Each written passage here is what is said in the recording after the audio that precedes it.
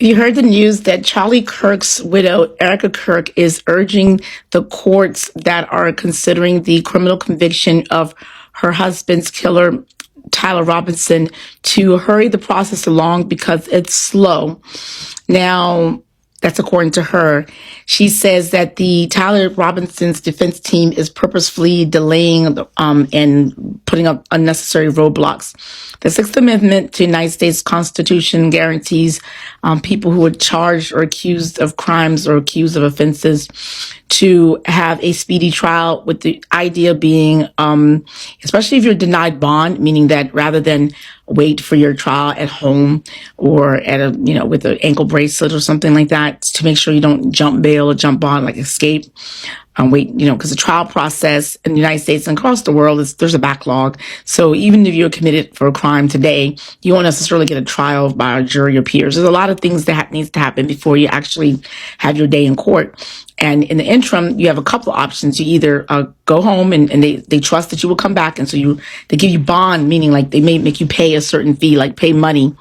Have you heard bail bondsmen? What bail bondsmen do is they will pay in advance, and then you just pay 10%. So for example, if your bail is $1,000, the bail bondsman will just charge you $100, and then they will pay the $1,000 for you. And because what happened is, the way the bail works is when you come back for your trial, the court then gives you back your $1,000 and you get to pocket it. So that's how the bail bondsmen make their money. So they will front you that you don't have $1,000, but you have $100. They would front you the $1,000, but the fee for them would be 10%. So you pay $100, you don't get that back.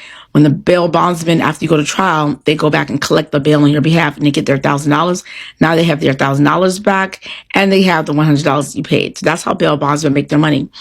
And that's also, they figured, the reason why they do bail is because they figured if you want your money back, you'll come back to court. Of course, people jump bail all the time and they escape. And that's been people, I think Russell Simmons is an example of that. He was wanted, and I don't know if he got arrested, but I do know he escaped and is now living in Bali, I think. But because he, was alleged for committing some sort of crimes, and rather than go back to court or, answer to the crimes he was alleged to have committed, he decided he's going to leave to another country that doesn't have extradition and live there. So that's another option. So that's why they have the bail bond system, to prevent people from leaving the country and instead coming back to the court. So for that reason, I digress. That's why they ask for a speedy trial, because if you were denied bond, some people, crimes are so bad, that means you sit in jail. So you can be waiting in jail for hours and years and years and years and years and years, waiting for your time to come. So you can ask your lawyers to hurry it up and expedite it. That's normally something that defense asks. So it's bizarre for a plaintiff, well, not the plaintiff, the spouse of the slain person, to ask for the case to be rushed along, because I would think that she would want the prosecution to lay out a really full foundational case to make sure that Tyler Robinson, if he is the one responsible for killing her husband, that he actually does all his time or gets adequately punished. So I don't see the point of her rushing, other than she has some other plans, or she has something else, some other surprise coming along, or something that she feels like it would be inconvenient to have whatever this is going on in her life interfere with this trial. If you know what I mean. So let me tell you one of the ways, really quick, that the defense, the most recent way that they've gotten a delay. And anyway, by the way, on the defense side, I would want, if I was a defense team, I would want to make sure that I have my right to a fair trial. I want to make sure all the systems, especially if it's criminal, like all the dots, I's are dotted, the T's are crossed, and all the proper process and procedure were followed. And especially if my client is claiming innocent, I want to make sure I find every single way to get all the evidence possible that would help me in my prosecution. And if that means I'd have to go subpoena a witness that now lives in Siberia, or get a document that's located in outer Mongolia, underneath a rock, inside of a cave, and I have to go get that, I have the right to go get that if that's going to exonerate me. So as the defense team, I mean, a lot of times, like I say, a defense, if you're in jail, you would want the case to hurry along. But if you're going to adequately represent them, and there's something that can get your client off the hook, off for this crime that they say they didn't commit, or they're alleging they didn't commit. And by the way, Tyler Robinson hasn't pled guilty or not guilty yet, so we don't even know how this is going to play off. But let's say he had pled not guilty, and I would want every stone unturned to find evidence that can support me in getting an acquittal. And no matter how long that takes, even if I have to be in jail, take your time, because I want to be found not guilty beyond the reasonable doubt. So in the judge's case, the case of the defense attorney is kind of like, yeah. But the latest thing they said, they asked to disqualify the lead prosecutor because his daughter was actually at the college in Utah where Charlie Kirk was speaking at when he was shot in the neck by a long arms sharpshooter somewhere on a building somewhere in the past. One clean shot. And chilling. And that child was texting to her dad, who was the lead prosecutor in Utah County Prosecutor's Office. So they alleged that tainted her, that she could potentially be a witness, because you arguably could interview as a defense or prosecution every single person who was at that event. And if that arguably was a situation, then the daughter to the lead prosecutor would be called. And also, to extent to which she was also alleging, or not alleging, she was relaying information to her dad about what was going on.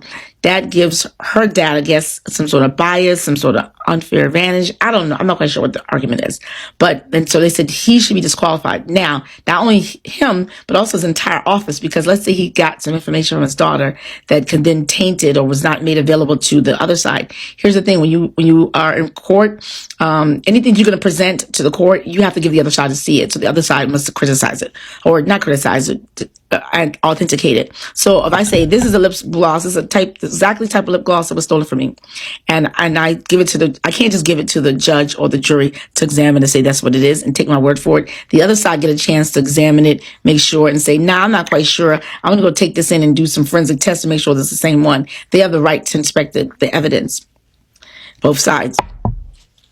So it's similarly, whoever's going to present as witnesses, all that sort of stuff, if they have any information from the daughter that they're going to use, they wouldn't have had to present that to the court, because the prosecutor could have gotten that straight from his daughter, because she was at the scene, shared that with his team, and never ever have to show the other side, because it was something that was eternal, something that they have that they can use later on. So that's something that's kind of like off the record. That's something that's not part of the case.